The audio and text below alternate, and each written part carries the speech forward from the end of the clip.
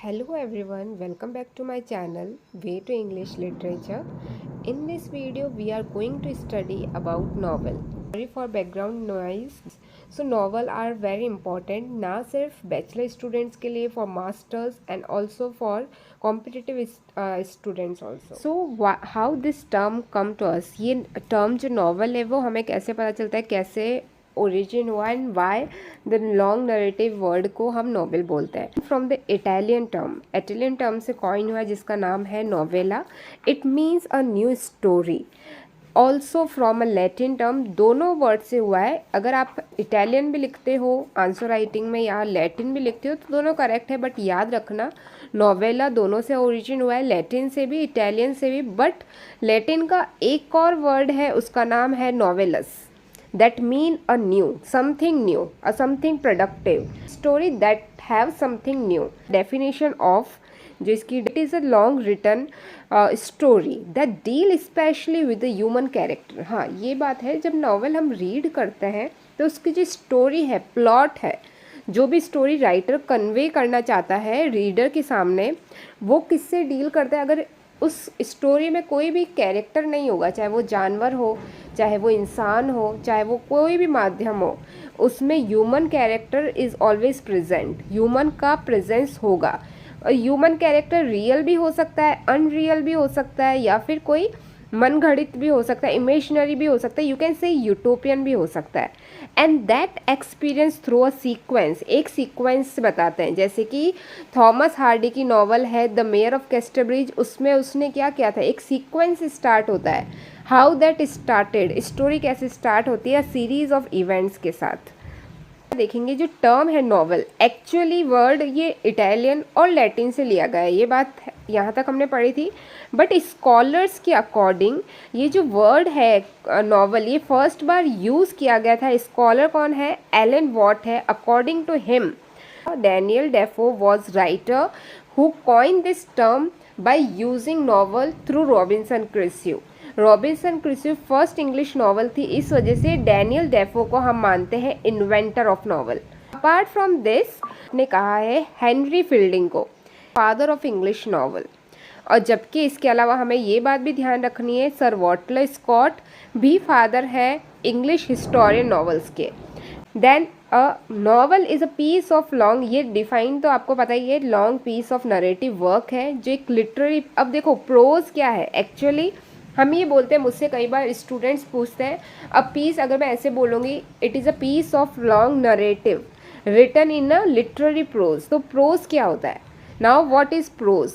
तो एक्चुअली जो प्रोज है ये लैटिन टर्म है, इसका मतलब होता है प्रोशिया ओरिएंटियो. इसका मतलब होता है कोई भी बात हम स्ट्रेट फॉरवर्ड कहना, बिल्कुल डायरेक्ट कहना, चाहे वो मुंह के सामने कहना, स्पोकन वर्ड्स से कहना, चाहे वो रिटन वर्ड के थ्रू कहना, but not in a poetry form. But अब ऐसा क्यों बोला है पोइट्री फॉर्म, बिकॉज पोइट्री में जो बात कहते हैं वो कविता के फॉर्म में कहते हैं, कविता और दोहे की लाइन में कहते हैं, in form of couplet, in form of poetic lines, जो इजीली हर किसी को समझ में नहीं आती. Only literature student can understand, और only those student can understand they have knowledge of literature. तो इस रोज हम डायरेक्ट लैंग्वेज की फॉर्म में माने जाता है. Novel become an increasingly popular form of fiction. Fiction writing बहुत, देखो दो राइटिंग है, फ्रिक्शनल राइटिंग है, नॉन फ्रिक्शनल राइटिंग है. इस पर भी मैं एक वीडियो बना दूंगी. फ्रिक्शनल राइटिंग नॉवल की फॉर्म में आता है, नॉन फ्रिक्शनल ऑटोबायोग्राफीज में आता है, वो हम दूसरी वीडियोज़ में कवर करेंगे. दिस इनोवेट, ये जो स्टाइल थी वो ज़्यादा फ्लरिश कब हुई, this style flourish in 18th century. ये वाली जो नॉवल राइटिंग की स्टाइल है ये ज़्यादा 18th सेंचुरी में फ्लरिश हुई. ऐसा नहीं है कि एलिजाबेथन एरा में प्रोज नहीं लिखते थे. फॉर्म पीक पे कब थी, 18th सेंचुरी में थी. इंपॉर्टेंट फैक्ट्स, क्योंकि फैक्ट्स बहुत इंपॉर्टेंट है तो हम फैक्ट्स देखेंगे. जैसे कि Italian classic novella, 14th century में फर्स्ट इटालियन क्लासिक नोवेला हम बोलते हैं बैकेशियो की Decameron. It is a classical form of novella written around 14th century. Roman fiction उस जमाने में भी, अब देखो ग्रीक में भी लिख रहे थे, इटालियन में भी लिख रहे थे, रोमन में भी लिख रहे थे, बट उनका जो स्टाइल था वो अलग था. उनकी स्टाइल में कुछ ना कुछ कमी थी. अगर एरिस्टोटल का पोइटिक्स में हम देखेंगे ढंग से, जब हम पोइटिक्स पढ़ेंगे तो उसमें आपको पता चलेगा, he said the unity of time, action and place. तो वो चीज़ उन्होंने यूनिटी की बात की थी और वो नॉवल में होनी चाहिए। तो ऐसे ही करके हम नॉवल को डिटेल में देखेंगे। अब रोमन फिक्शन में क्या होता है, पेट्रोनिस सेट्रिकॉन नाम, पेट्रोनेस जो राइटर है उन्होंने एक वर्क लिखा है। देखो बिल्कुल इसको, जब भी कोई इंग्लिश का वर्ड आप रीड करते हो ना तो उसको तोड़ दो, उसको डिस्ट्रीब्यूट पार्ट्स में कर दो। पेट्रीनोइस जो है राइटर है, उनका जो वर्क है सेट्रिकॉन मतलब सटायर के ऊपर है। एंड द लूसियस जो राइटर है उनका वर्क है द गोल्डन एस। ये दोनों इंपॉर्टेंट वर्क है, वो रोमन फिक्शन में फर्स्ट टाइम उस वक्त लिखे गए थे। अब जो गोल्डन एस है उसको कंपेयर किया जाता है स्पेनिश की फर्स्ट नॉवल से। स्पेनिश की फर्स्ट नॉवल है द डॉन क्विजिटो। ये स्पेनिश लिटरेचर का फर्स्ट नॉवल है, फर्स्ट मास्टरपीस है, एंटी चिल्वेरिक है। This published around 17th century. और ये सबको पता है किसके बारे में, किसके द्वारा लिखी गई है, करवेंटेस के द्वारा लिखी गई है। This is the one of the great work published in Spain around 17th century and known as the masterpiece of English literature. Elements of novel. What are elements? Elements का मतलब होता है parts. Parts क्या है, novel के parts बहुत important है। First part है प्लॉट, देन कैरेक्टर, देन उसके बाद सेटिंग, थीम होती है, कॉन्फ्लिक्ट होती है, मतभेद होते हैं, लड़ाई होती है, तभी वो नॉवल किस में क्लाइमैक्स में पहुंचती है। और क्लाइमैक्स के पहुंचने के बाद नीचे गिरती है, डिनाउंस होती है। वो चार्ट भी हम देखेंगे। देन द टोन, मिथ और स्टाइल और यू कैन से सिंबल, ये सब एलिमेंट्स होने चाहिए तभी वो नॉवल कंप्लीट होती है। इस plot, why it is important और वाई एरिस्टोटल हैज सेड और soul of a tragedy. Aristotle ने ऐसे बोला था कि प्लॉट सोल है किसी भी वर्क का, नॉवल का। तो ऐसा क्यों बोला, because it contain a device. जब नॉवल लिखी जाती है तो उसके साथ एक प्लॉट लाइन और स्टोरी और सेंट्रल आइडिया लिखा जाता है। Because it is a device जो कि क्या करता है, फ्लो में चलाता है नॉवल का। अगर प्लॉट नहीं होगा तो नॉवल रन नहीं होगी। So it work as a device. Writer of the story work on man के आइडियाज़ पर, जो भी आइडिया है लिखा गया है उसके, जैसे कि प्राइड एंड प्रेजुडाइज में जब जैन ऑस्टिन को देखते हैं, उन्होंने लिखा है एलिजाबेथ बेनेट के बारे में, यंग गर्ल के बारे में, एंड हिज लवर, जो भी उनके जो सूटर होते हैं कैसे वो मैरिड करते हैं एट द लास्ट। तो रोमांटिक रिलेशनशिप के बारे में अगर ये प्लॉट लाइन नहीं लिखी हुई होती तो क्या प्लॉट रन होता। तो important writers like William Shakespeare, Christopher Marlowe, then Charles Dickens, Jane Austen, Henry Fielding, Virginia Woolf, George Orwell, और इनके अलावा भी बहुत सारे राइटर हैं, हेनरी जेम्स और अदर राइटर्स हैं। नहीं होगा नॉवेल में तो क्या वो स्टोरी रन होगी। जैसे प्लॉट से स्टोरी रन होती है, मूव होती है, डिवाइस के फॉर्म में चलती है। कैरेक्टर इज अ पर्सन और a being that in a narrative style. Narrative style में होता है वो स्पीकर होता है जो भी कन्वे कर रहा है राइटर का थॉट्स, वो कैरेक्टर के द्वारा ही कन्वे किया जा रहा है। राइटर अपने माइंड से किसके मुंह से बुलवा रहा है, कैरेक्टर के, या कैरेक्टर के द्वारा बुलवा रहा है। कैरेक्टर में रिलेशनशिप होंगे, प्रोटैगनिस्ट होगा, एंटेगनिस्ट होगा, अदर कैरेक्टर भी उनसे रिलेटेड होंगे। रियल कैरेक्टर फिक्शनल भी हो सकता है, रियल भी हो सकता है, based on the story. Fictional क्या होगा, इमेजनरी होगा। रियल मतलब लाइफ बेस्ड होगा। जब हम ऑटोबायोग्राफी, नॉन फिक्शनल देखते हैं तो उसमें रियल लाइफ बेस्ड स्टोरी के फॉर्म में देखते हैं। देन प्रोटैगनिस्ट क्या शो करता है, central figure of a story. Antagonist villain होता है जो अपोजिट होता है प्रोटैगनिस्ट के बिल्कुल खिलाफ होगा। देन अदर कैरेक्टर, जैसे कि एलिजाबेथन कैरेक्टर क्या होता है, ये बहुत इंपॉर्टेंट है। एलिजाबेथन कैरेक्टर क्यों फेमस थे, because that create illusion of a being a person. उस जमाने में एक इल्यूजन क्रिएट किया जाता था कि एलिजाबेथन सोसाइटी ऐसी है। तो वो आज भी हम जब उन नॉवेल्स के बारे में पढ़ते हैं या आज भी हम जब उन कैरेक्टर्स के बारे में लगते हैं तो हम एलिजाबेथन एज में पहुंच जाते हैं 21st सेंचुरी में बैठे बैठे। तो how it create a illusion, ये हमारे माइंड में कैसे इल्यूशन। अगर आप विलियम शेक्सपियर की वर्क्स पढ़ते हो, उसमें आप बहुत सारी नॉवल जब हम पढ़ते हैं, ओथेलो या फिर ऐसी कोई नॉवल पढ़ते हैं, टेम्पेस्ट, आप कोई भी नॉवल पढ़ो तो उसमें हमें उस सोसाइटी के बारे में पता चलता है। ऑफ नॉवल जो इन्होंने लिखा है, इन्होंने नॉवल के बारे में लिखा है पूरा एस्पेक्ट ऑफ नॉवेल्स में। उन्होंने डिफाइन किया है कैरेक्टर को as he divided character among 2 parts. 2 parts हैं, flat character and another is round character. तो जो फ्लैट कैरेक्टर होगा उसको जो कैरेक्टरिस्टिक्स है वो बिल्कुल सीधा दिखेगा, रीडर को बिल्कुल सामने दिखेगा, ना कोई उसमें कॉम्प्लेक्सिटी है ना उसमें कुछ। राउंड कैरेक्टर होगा he have little bit complexity, उसमें कॉम्प्लेक्सिटी होगी और रीडर को समझ में नहीं आएगा, एट द एंड उसका कुछ अलग कैरेक्टर निकल के आता है। तो ये दो टाइप के कैरेक्टर है according to E.M. Forster. Characters are the type of character in a narrative. Narrative मतलब नॉवल की फॉर्म में जो ट्रेट होते हैं वो मैन और वीमेन के दिखाते हैं।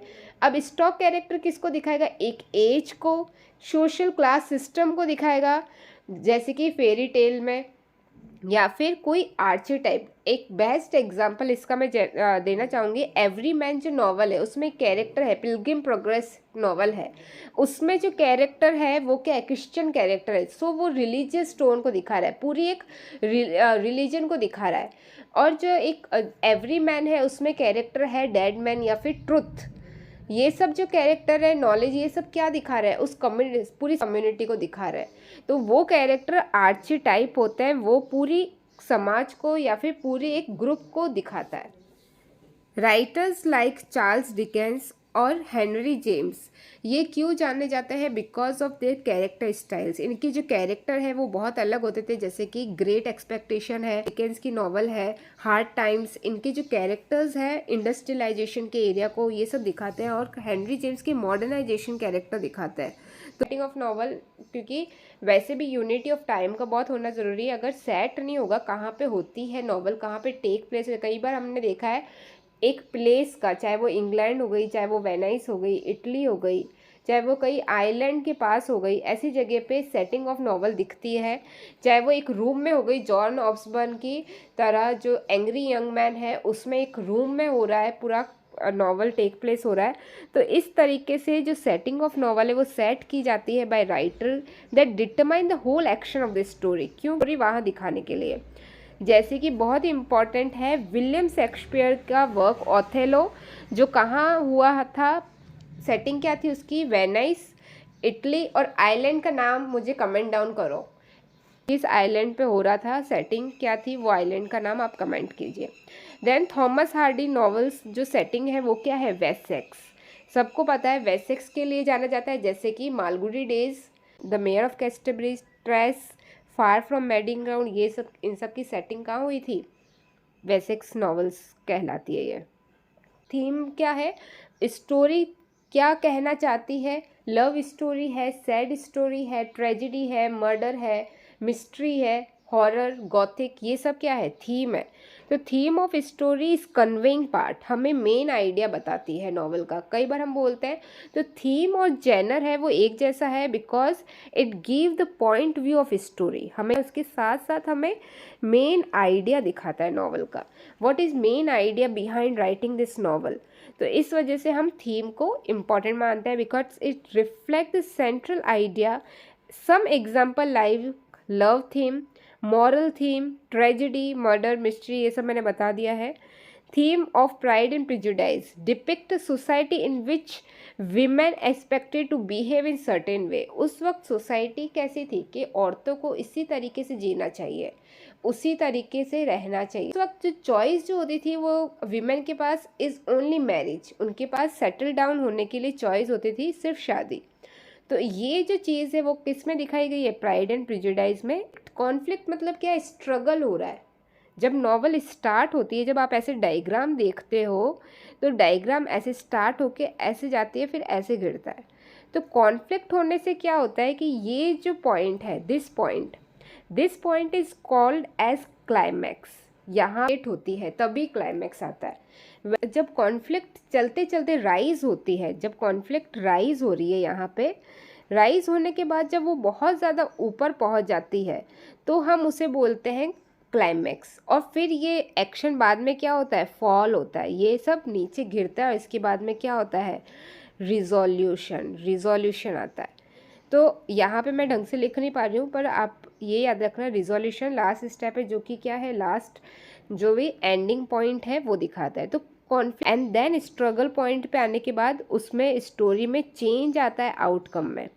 टोन, मिथ और सिंबल और स्टाइल क्यों इम्पोर्टेंट है? क्योंकि नॉवल के अंदर एलिमेंट्स डालने के लिए, कई बार हम गाने में देखते हैं अगर पियानो बज रहा है तो गाना तो सुरीला होता ही है, उसकी लिरिक्स अच्छी होती है, बहुत अच्छी होती है, लिरिक्स राइटर होता है, म्यूज़िक कंपोजिशन होता है, but why they are adding melody grasps करने के लिए, अटेंशन लेने के लिए। तो ये जो टोन है, मिथ है, सिंबल, स्टाइल है, ये नॉवेल्स में एक्स्ट्रा एलिमेंट्स ऐड करते हैं और रीडर जो होता है वो इससे अट्रैक्ट होता है और उसका जो रीडिंग पॉइंट है वो हाईएस्ट पे जाता है। So this is a character जहाँ पे टर्निंग सिंबल्स यूज़ होते हैं इसमें, ट्रुथ, आइडिया और एक्सेट्रा। फॉर एग्ज़ाम्पल इन यूलिसेस जो नावल है जेम्स जॉयस की, वो बेस्ड किस पे बेस्ड है? क्लासिकल मिथ पे, that is based on classical myth. Golden bowl by Henry James, that is based on myth and also on collapse of relationship, कि कैसे रिलेशनशिप मॉडर्न सेंचुरी में गिर रहा है। देन द ग्रेट गैट्सबाय, बहुत important novel है F फिजगल्ड की। ये जो नावल है ये एक्चुअली ट्रेजेडी है और इसमें जो सिंबल है वो डिवाइन मायोपिया का है। देन लास्ट मॉडी डिक जो नावल है हरमैन मेलिवेरी की, अमेरिकन लिटरेचर में है ये, और इसमें जो हमें जो सिंबल देखने को मिलता है वो रिलीजियस सिंबल है, गॉड का, and that is great force of power in this novel, और जिसे हम इंट्रा नरेटिव फॉर्म में भी देखते हैं। So in this video we have already seen novel का डेफिनेशन, टर्म कहाँ से कॉइन हुआ है, मेजर राइटर, स्कॉलर्स, वो हमने एलिमेंट्स और पार्ट्स देखे हैं नॉवल के। आगे हम नेक्स्ट वीडियो में हम टाइप ऑफ नॉवेल्स देखेंगे। Novel reach on peak in 18th century, novel 18th century में क्यों पीक पे जाती है और क्यों राइटर्स 18th सेंचुरी में ज़्यादा अडॉप्ट करते हैं नॉवल को as a form of their writing. से जो देख रहे हैं video but they are not subscribing, so please subscribe because your subscription give me inspire करता है फॉर मेकिंग मोर वीडियोज़, और मैं और नया वीडियोज़ लेकर आऊँगी। Thank you for being a part of me and my video. Thank you so much.